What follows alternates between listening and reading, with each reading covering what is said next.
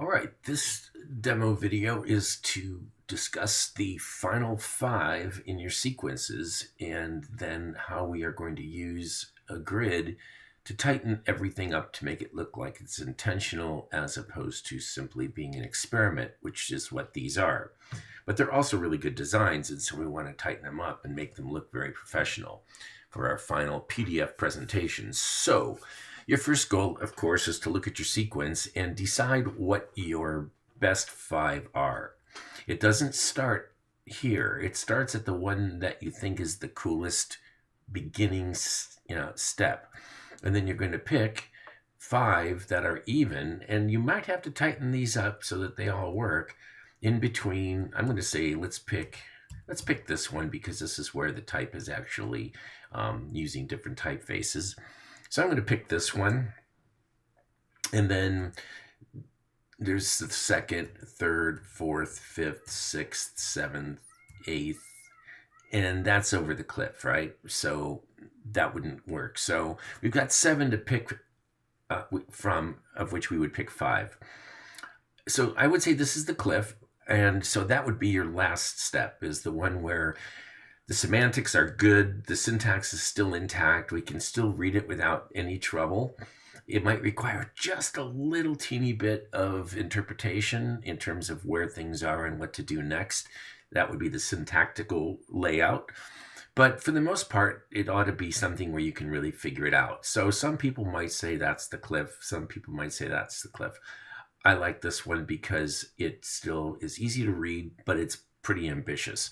This one is good, and it's certainly easy to read and everything works, but this one just goes a little bit further. So that would be my pick for the fifth step. And then I would delete two from here. So that'd be 1, 2, 3, 4, 5, 6, 7. So that's my final 7, pick 2, and then we'd even them out. So what we want to do now is we want to tighten these up. So I'm going to just pick this one. And so I'm just going to open that in Illustrator. And this is the one that I'm going to work with. So what we want to do is we want to tighten this up and make it look really, really well designed. And so at first, I can see that this type right here is probably a little bit too long for the artboard. So the first thing I would do is tighten that up a little bit. So I might just go ahead and shrink this down just a little so it fits in good, and then I'll leave it alone, okay, because right now it's working.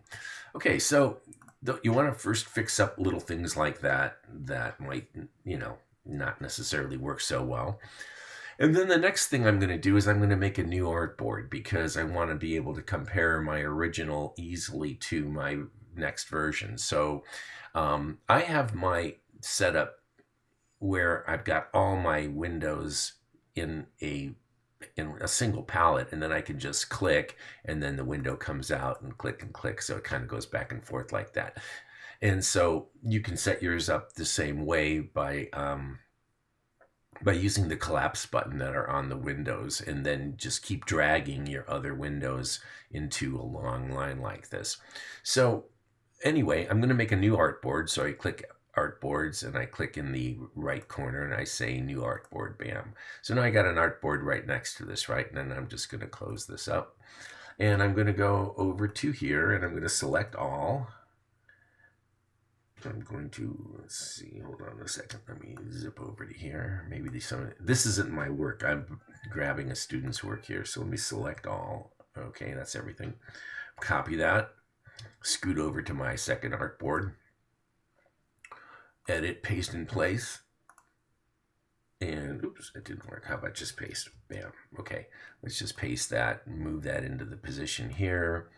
And so that will give me my design. Now, this person used a background where the angle of the graphic goes corner to corner. If you remember from Graphic Design 1, we don't want to do that, right? We never put things in the corner. So we might opt to do something different here. I'm going to just work on the layout and not worry about that weirdo background. Okay, so I'm going to scoot this over here. And so the next thing I want to do is I want to, what do I want to do? Oh, I want to go into the view menu and I want to turn off smart guides. These things are really annoying and they don't work very well with text. They work fine for images and rectilinear things, but text, because of the text boxes, they don't line up. So turn that off. And then the next thing we want to do is we want to bring out our guides.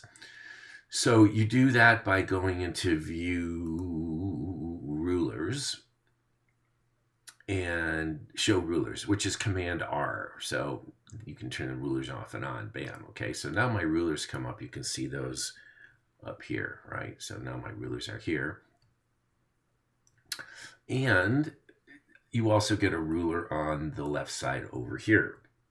Okay. From here is where you pull your guides down. So I might want to Command 0 to get my artboard to be centered in my screen size so that I can work with it. Okay, that's Command 0, all right? So now I'm going to pull some guides down. Now, the way we work with what I call an implied grid is that the structure, there's no structure here yet, right? These are just set in a place that looks cool, but there's no necessarily any alignments going on, and we want to kind of tighten this up to make it look intentional. So the first thing you do is think about your main elements, and every element is going to have a bounding box around it, right? So I'm going to open up my layers and I'm going to make a new layer, and I'm going to work on this layer, and we'll call this layer grid. And we're not really necessarily going to be working with this layer specifically, but it's there in case we need to paste something or lock something down or whatever. So I'm going to just call this layer grid, and I've got it there in case I need it. Flipping open my grid window will allow me to select things that might be above or below that might cause trouble. In other words, if I want to select something and it's below that and I can't, well, there you are. Okay, so what I'm going to do now is I'm going to start pulling out my guides. So a guide, you could just click on where the ruler is and just pull it out, and you'll see this little guide, and then it sets down. Okay, so like I mentioned, everything's got bounding boxes. So I'm kind of looking at this first group right here, and I'm like, okay, there's definitely some alignment options here that I can use. So for example, danger, I might want to scoot danger over a little bit, and I may need to adjust sizes as well. So I'm going to scoot that over, aligns with that, and aim might necessarily want to move over a little bit here. And again, I may need to adjust the size slightly depending on what's going on. The next thing I want to do is, again, this is a process now, right? And everybody's process is going to be different. And I just click outside when I want to deselect stuff. So again, I'm going to grab another guide and I'm going to scoot that over to the right, and I'm going to sort of make a margin over here. And I'm going to use the word danger for my margin so that I don't have everything just completely like on the edge. And so low aligns nicely. Mark, like, what do we do with mark? You know, do we scoot it over and have the period on there? Which we could do. Or we could scale it. Again, it just depends on what we might want to do here. And then probably with the word low, I might want to shrink that down slightly, again, holding my shift key down so that I don't distort the type. Okay, so now I've got that set up. Now the ampersand is sticking out, and we might want to leave the ampersand sticking out. So for example, here, this is a situation where the ampersand is down someplace. Where is that? Where's my ampersand? Where did it go? Maybe it's already... Oh, see, this person here did a bad thing.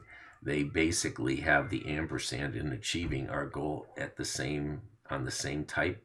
That's a big mistake, because we could do something with the ampersand, but it's attached to achieving our, and so that causes trouble.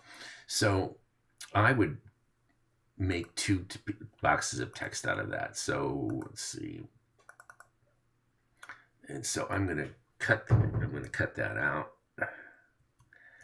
And then I'm going to make a new text box. And I'm going to stick that there, and I'm going to paste that down. Oops.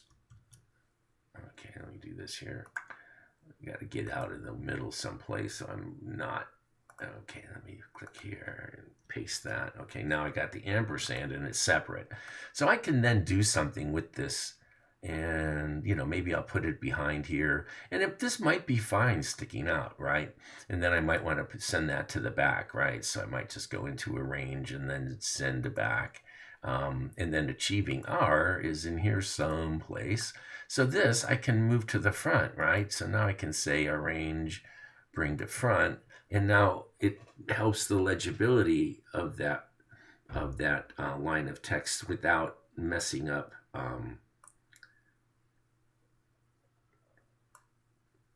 Okay, so I'm going to just set that there for a moment, and then I'm going to start looking for some other alignments.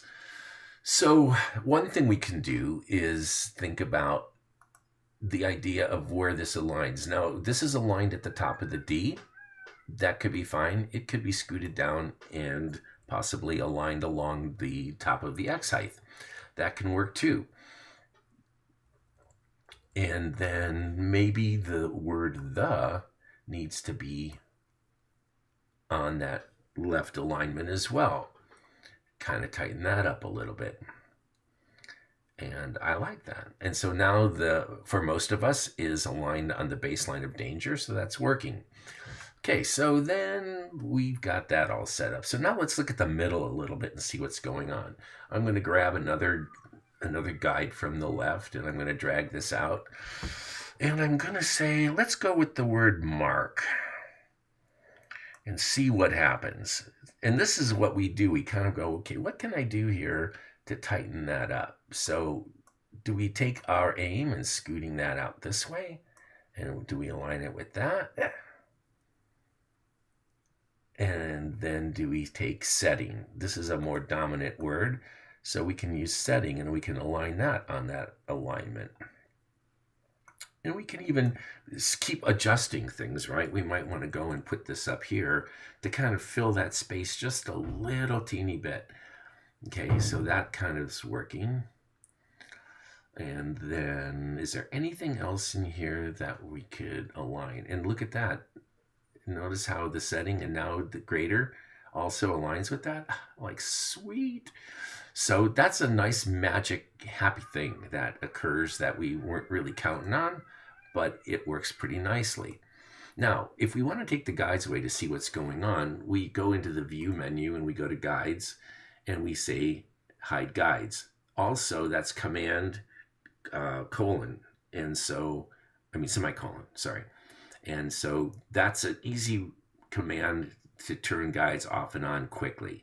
So I'm going to use the command semicolon, and it turns my guides off. And I kind of take a look at it and see what's going on. And so far, so good. Sometimes if you did a nice job, you might not need to do a whole lot. You might be in good shape just kind of playing around with with what you've got, and maybe just a few minor adjustments, and it'll be good. So I'm going to grab another guide, and I'm going to pull this guide out. I'm going to kind of look for the word greater and see if there's anything here that might work, or maybe the word low. What we're looking for is not to add a whole ton of guides. What we're just trying to do is look for opportunities to try and tighten it up. That's all we're doing. Or maybe we look at the word aim. Aim is kind of hanging out. Is there anything that might align with that? And there isn't really, except us. So let's do that. Let's take it from the edge of the G, and then does that matter?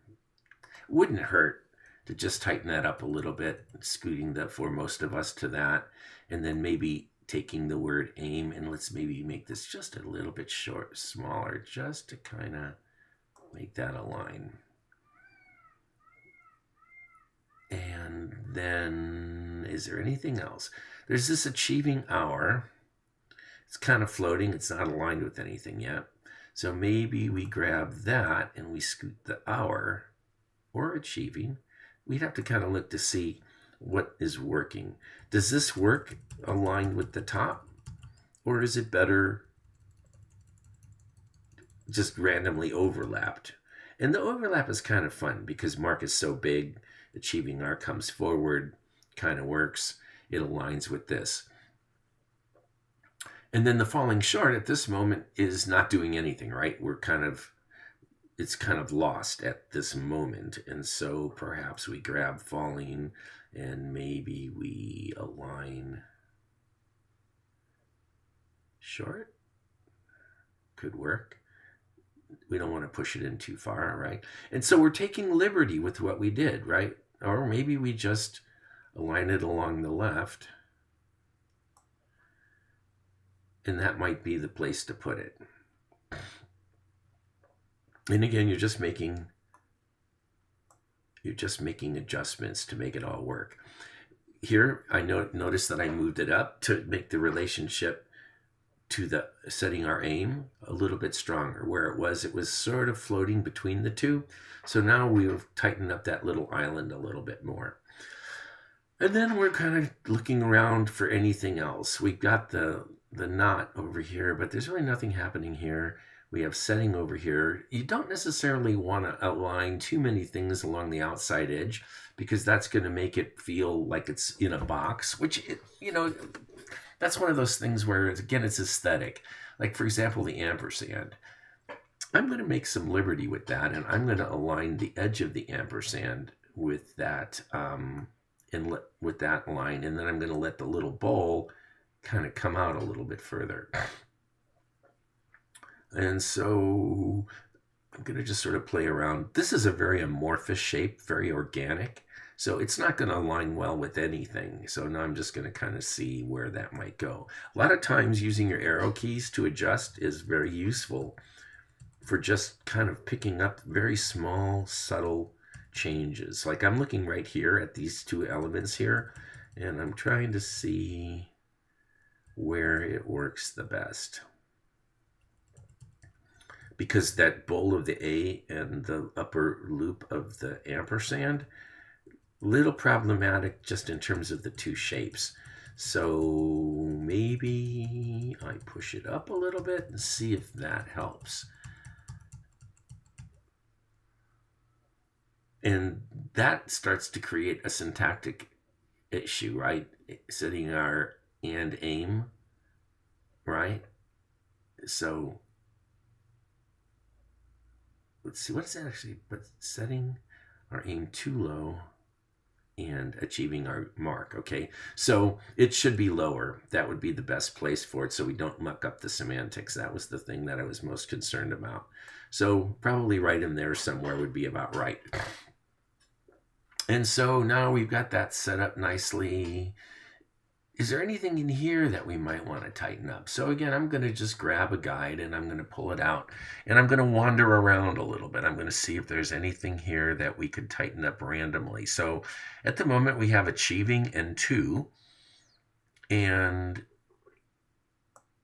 we have the hour aim, and maybe the hour ought to be aligned in there too. So same kind of thing here. What I might do, and this is something that I'm always a little bit of stickler of, is setting too many things in one box.